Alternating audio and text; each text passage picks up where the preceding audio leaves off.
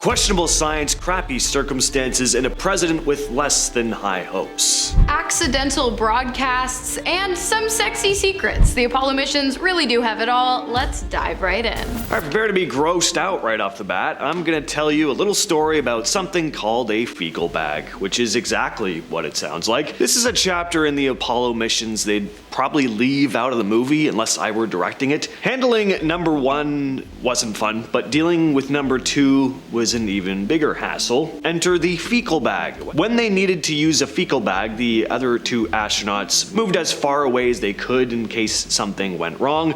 The astronaut would then strip naked and attach the bag to his backside. Obviously, there's no gravity to make the turd fall like it does on Earth, so they'd have to use a finger to help guide things along. Each bag had a small pocket at the top called a finger cot, which they'd stick their finger in to make sure everything was getting into the bag. Sometimes everything didn't make it into the bag. As astronaut Tom Stafford said during the Apollo 10 mission, "Give me a napkin quick, there's a turd floating through the air." Yeah, not a quote that evokes quite the same wonder and splendor as "one small step for man, one giant leap for mankind." Not a quote I'll ever forget either though, to be fair. Continuing along the same vein, and in an effort to end this crappy subject as quickly as possible, let's talk about what the Apollo 11 astronauts Neil Armstrong and Buzz Aldrin did with their dues after they were done on the moon and ready to head back down to Earth. Considering the fact that the Apollo 11 barely had enough fuel to bring the 2 men to the moon, it makes sense that Armstrong and Aldrin took every possible precaution to ensure their safe return to Earth, including doing whatever they could to increase the weight of their spacecraft. Do you see where I'm going with this? The Apollo astronauts left behind one American flag planted profoundly into the surface of the moon, and one memorial disc with inscriptions from 73 nations from around the world. Oh, and 1 vomit bag, 2 urine collectors, and 1 defecation collection device. And that's just the Apollo 11. Apollo missions have left behind a total of 96 bags of human waste, which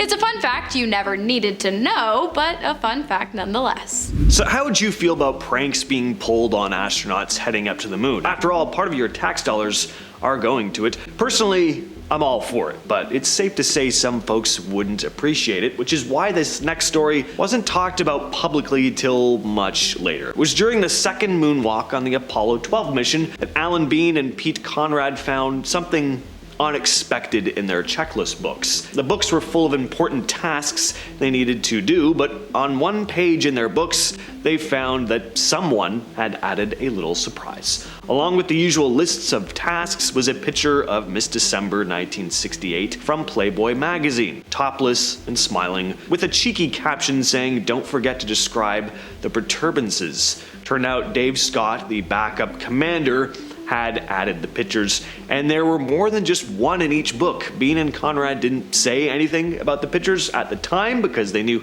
everything they said was being recorded, but they couldn't help but giggle at each other. On December 25th of 1968, the astronauts aboard Apollo 8, Frank Bowman, Jim Lovell, and Bill Anders, began their journey back down to Earth after having spent the last 20 hours orbiting the moon. The trio hopped on camera for a quick Christmas broadcast and afterwards opened up their lockers to grab themselves a plate of tasteless astronaut food. To their surprise, however, Bowman, Lovell, and Anders were greeted with shiny tinfoil pouches wrapped in red and green ribbon labeled "Merry Christmas." Inside of the pouches, a full-on Christmas dinner. I'm talking real turkey, real gravy, and real cranberry sauce. The astronauts began diving into their dinners and subsequently setting a world record for the furthest Christmas dinner from Earth, coming in at 200,000 miles away, and then they noticed that there was something else waiting for them in their lockers. Three little bottles of brandy. Now, it's important to note that alcohol is strictly prohibited on NASA space missions,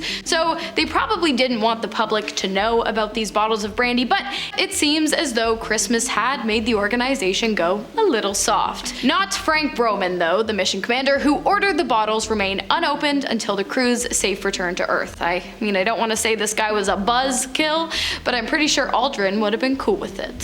So this one's pretty dark, but it does make sense. Just in case the Apollo 11 crew weren't going to make it back home, Richard Nixon had a speech prepared. When Apollo 11 was preparing to land on the moon, NASA was confident in the spacecraft, but did have some worries about the lunar module. They were fearing it might not be able to take off from the moon, or that it might malfunction and crash. So that's nice. Another concern was that it might not be able to reconnect with the command module, which was the part that would take the astronauts back to Earth. So if any of these things happened, the astronauts could die. So if worst came to worst, NASA figured the president would need to have a message to the people prepared. They passed this idea to President Nixon's speechwriter, William Safire. Safire wrote the speech about a month before Neil Armstrong and Buzz Aldrin landed on the moon, while they were still on Earth. Luckily, the mission was a success, and Nixon never needed to utter the first words, "Fate has ordained that the men who went to the moon to explore in peace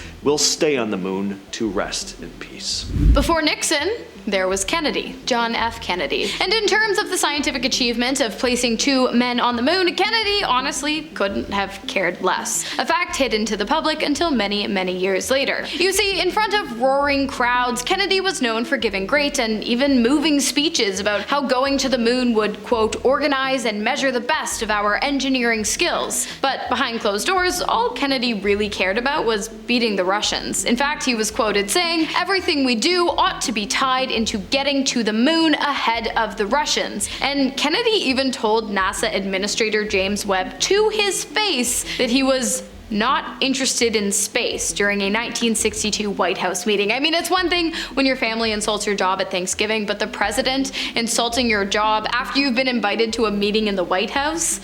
That's gotta hurt. Did you know that the spacesuits worn by Apollo astronauts were made by a bra company? Probably the last thing you'd expect, but it's true. Playtex, a company famous for bras and girdles, had an industrial division called the International Latex Corporation. In 1962, ILC won a contract to build Apollo spacesuits, beating out 2 other companies in a design competition. Playtex's team designed and hand-sewed the A7L and A7LB suits. The suits protected the astronauts from the harsh conditions of space while still allowing them to move around easily.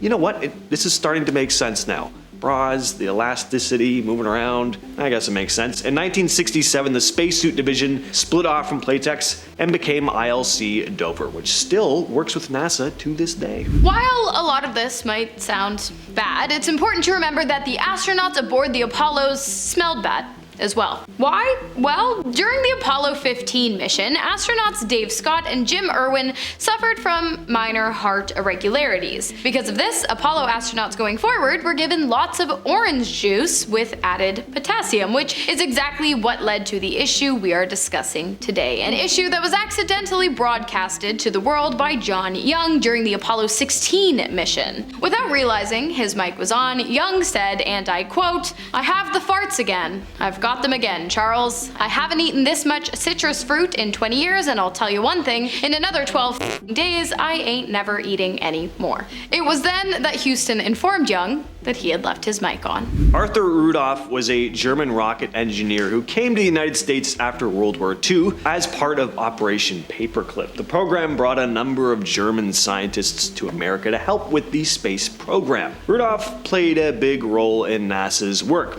especially in developing the Saturn V rocket, which was crucial for the Apollo missions that took astronauts to the moon. Rudolph was highly respected for his technical skills and his contributions to the space race. But there was a darker side to his past. During World War II, Rudolph had been involved with the V2 rocket program in Germany, the Vengeance weapon, built using forced labor from concentration camps. Now, I find it very hard to believe they didn't know about this information initially, but whatever. Point is, he was eventually accused of participating in war crimes and facing the possibility of a trial and deportation. Rudolph just chose to leave the United States voluntarily in 1984. He renounced his American citizenship and moved to West Germany, where he spent the remainder of his life. As we know, the Apollo 11 mission was the first to bring man to the moon. During that mission, Buzz Aldrin and Neil Armstrong placed an American flag on the moon, and Armstrong uttered the words, "One small step for man, one giant leap for mankind." Well, what you might not know is that that flag stayed up for maybe a couple of hours. That is because it had been planted far too close to the landing module, and when Apollo 11 took off, the rocket exhaust caused the flag to topple over, making the Apollo 11 flag the first flag on the moon, the only American flag planted on the lunar surface that is no longer standing. Bonus fact, the entire set of American flags used in all Apollo lunar landing missions were purchased from Sears during a NASA secretary's lunch break. I guess even NASA can't turn down a good deal. I do not blame them. Well, if we've learned anything today, it's that space can be comical and gross. Yeah? Hope you've enjoyed this one, folks. We'll catch you in the next one. Cheers.